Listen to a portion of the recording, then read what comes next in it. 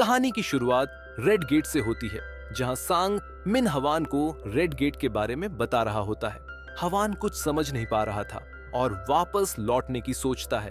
तभी उसके दिमाग में एक सवाल आता है और वो सांग से पूछता है कि अगर संग जिनवू टाइगर गिल का मेंबर नहीं है तो वह रेड गेट के अंदर कैसे घुसा। सांग मिन उसे बताता है कि जिनवू उसका दोस्त है और वह सी रैंक गेट के अंदर जाने की कोशिश कर रहा था, इसीलिए उसने उसे जाने दिया। तभी हवान अचानक से उसके गले को पकड़ लेता है और सच उगलवाने की कोशिश करता है। इस बीच बाइक आता है और हवान का हाथ पकड़कर उसे शांत करने के लिए कहता है। हवान फिर भी नहीं रुकता और दोनों के बीच तनाव बढ़ जाता है, जिससे दोनों अपनी पावर को रिलीज करते हैं और एक दूसरे पर हमला करने के लिए तैयार हो जाते हैं। इसके बाद हम देखते हैं किम को, जो बर्फ के बीच मरे आइस बियर्स को देखता है। किम पहले तो सोचता है कि यह ई रैंक हंटर्स का काम हो सकता है, लेकिन फिर उसे लगता है कि उनमें इतनी ताकत नहीं हो सकती। वह जल्दी ही यह निष्कर्ष पर पहुंचता है कि ये सब उन लेयर्स का काम है और वह वहां से भाग जाता है। तब हम लौटते हैं रेड गेट के बाहर, जहां मिस्टर वू ने हवान और बाइक को रोक रखा है और उन्हें बताता है कि जिनवू एक ई रैंक हंटर है।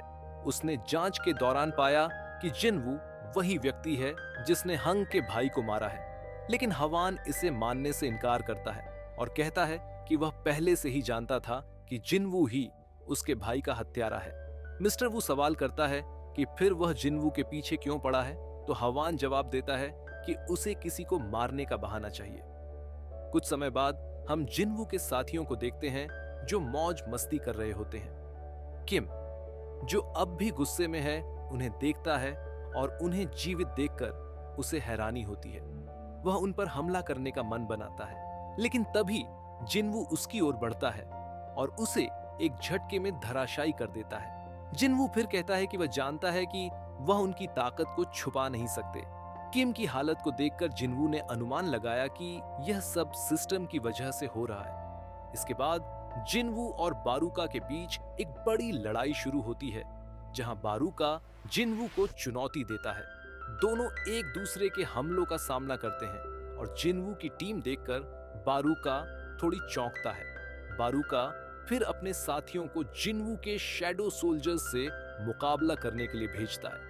इस बीच जिनवू की टीम भी मजबूती से लड़ाई में शामिल हो जाती है। लड़ाई के दौरान जिनवू और बारूका के बीच तनाव बढ़ता जाता है। बारूका अपने साथियों को छोड़ देता है और दोनों के बीच जबरदस्त संघर्ष होता है, लेकिन अंत में जिनवू अपनी शक्ति से बारूका को हराने में सफल होता है। वहीं किम के खिलाफ जिनवू ने अपने नए शैडो सोल्जर आयरन को भेजा था, जो किम को नष्ट कर देता है।